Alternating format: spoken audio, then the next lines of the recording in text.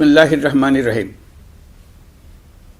প্রিয় দেশবাসী, শিশু, কিশোর কিশোরী, তরুণ তরুণী, ছাত্রছাত্রী, বয়স্ক, বৃদ্ধ, নারী পুরুষ সবাইকে আমার সালাম জানাচ্ছি। আসসালামু আলাইকুম। শুরুতেই আপনাদের সবাইকে জানাই পবিত্র ঈদুল আজহার শুভেচ্ছা। ঈদ মোবারক। প্রতি বছরই এই দিনটি আমাদের সামনে হাজির হয় ত্যাগের এক মহান দৃষ্টান্ত হয়ে। আমরা যদি কোরবানির মাহাত্ম্যকে ধারণ করে লোভ, স্বার্থপরতা, হিংসা বিদ্বেষ মুক্ত হয়ে সমাজ ও রাষ্ট্র বিনির্মাণে নিজেদের নিয়োজিত করতে না পারি, তাহলে কোরবানির ঈদ আনুষ্ঠানিকতা ছাড়া আর কিছুই নয়। আসুন এবছর কোরবানিকে সুন্দর, ত্যাগের মহিমায় মহিমান্বিত করে গরিব বান্ধব করে তোলে। প্রিয় দেশবাসী, কোরবানির পশুর চামড়া থেকে অর্জিত আয়ে আমার আপনার দরিদ্র আত্মীয় পরিজন, প্রান্তিক জনগোষ্ঠী ও দেশের লক্ষ লক্ষ মাদ্রাসা শিক্ষার্থী উপকৃত হয়। আমাদের গরিব স্বজন ও প্রতিবেশীরা তাদের হক যেন ঠিক বুঝে পায়, সেদিকে আমাদের মনোযোগ দিতে হবে। তবেই এই উৎসবটি হয়ে উঠবে ধনী গরিব সকলেরই উৎসব। পশুর চামড়ার ন্যায্য মূল্য নির্ধারণ, বর্জ্য ব্যবস্থাপনা সহ সার্বিক বিষয়ে সুষ্ঠু ব্যবস্থাপনা নিশ্চিত করতে সরকারের একটি উচ্চ পর্যায়ের কমিটি কাজ করছে। একটি কন্ট্রোল রুমও খোলা হয়েছে।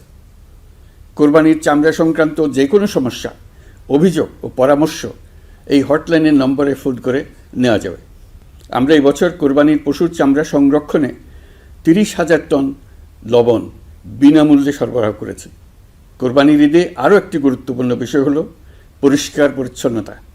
আমি দেশবাসীর প্রতি আকুল আহ্বান জানাই, আপনারা সকলে পরিবেশ পরিচ্ছন্ন রাখতে সমবেতভাবে এগিয়ে আসবেন। বিশেষ করে তরুণ তরুণীদেরকে এই বিষয়ে দৃষ্টি আকর্ষণ করছি। এবছর যারা হজ ব্রত পালন করছেন তাদের প্রত্যেককে জানাচ্ছি আন্তরিক শুভেচ্ছা ও অভিনন্দন। মহান রব্বুল আলমিনের অশেষ মেহেরবানিতে, আপনাদের দোয়ায় এবং সংশ্লিষ্ট সবার সর্বোচ্চ আন্তরিকতা ও পেশাদারিত্বের ফলে এবছর আমাদের হজ ব্যবস্থাপনায় সাফল্য এসছে। প্রথমবারের মতো সরকারি ব্যবস্থাপনায় লাব্বায়েক অ্যাপের মাধ্যমে হজের সার্বিক ব্যবস্থাপনা ও সেবা নিশ্চিত করা হচ্ছে। এখন পর্যন্ত হজ ব্যবস্থাপনায় কোনো অনিয়মের খবর আসেনি। টাকা দিয়েও হজে যেতে না পারার যন্ত্রণা কাউকে কাঁদতে হয়নি। হজ ক্যাম্প কিংবা বিমানবন্দরে কোনো হাজিকে প্রতিবাদ বিক্ষোভ করতে হয়নি। প্রথমবারের মতো সরকারি টাকায় কাউকে হজে পাঠানো হয়নি। প্রিয় দেশবাসী, ঈদ উল ফিতরের অভিজ্ঞতাকে কাজে লাগিয়ে দীর্ঘমেয়াদে বাজারের জিনিসপত্রের দাম স্থিতিশীল রাখতে আমরা তৎপর হয়েছি।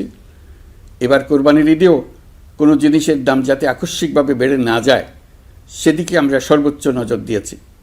ফলে এবার আলু, পেঁয়াজ, ডিম, চিনি, শাকসবজি, তরিতরকারি ও মশলাসহ অধিকাংশ পণ্যের দাম গত বছরের তুলনায় কমেছে।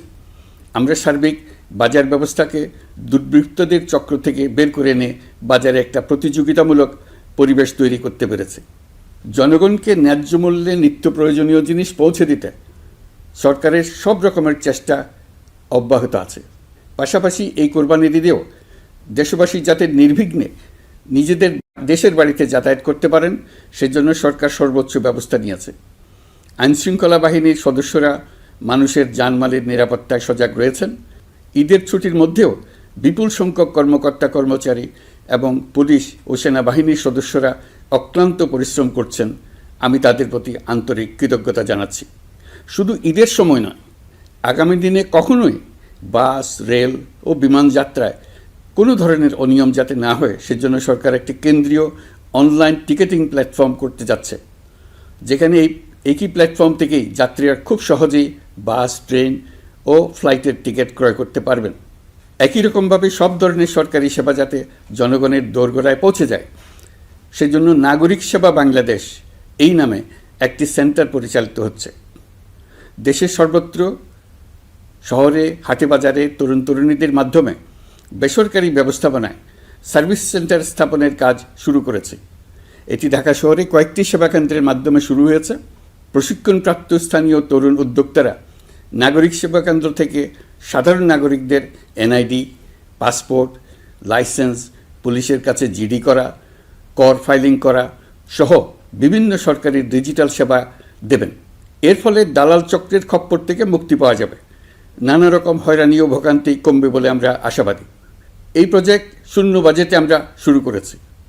দেশের বিদ্যমান অব্যবহৃত সম্পদ ব্যবহার করেই সামনে এগিয়ে চলা সম্ভব, এটাই আমরা বাস্তবে করে দেখার চেষ্টা করছি। আমাদের চেষ্টা হচ্ছে প্রতিটি মন্ত্রণালয় থেকে যতগুলি সেবা এর আওতায় আনা যায় সবগুলোকে নিয়ে আসা। আমরা চেষ্টা করছি যাতে শিশু জন্মগ্রহণ করা মাত্রই তার জন্মসনদ পেয়ে যায়, ওটাই হবে তার নাগরিক স্বীকৃতি এবং রাষ্ট্র কর্তৃক তার দায়িত্ব গ্রহণের অঙ্গীকার। ওইখান থেকেই যাবতীয় সকল সনদ সে তার নাগরিক অধিকার হিসেবে ক্রমাগতভাবে সম্মানের সঙ্গে পেতে থাকবে। এক অফিস থেকে আরেক অফিসে তার দৌড়াতে হবে না, দালালের পেছনে মাসের পর মাস ঘুরতে হবে না।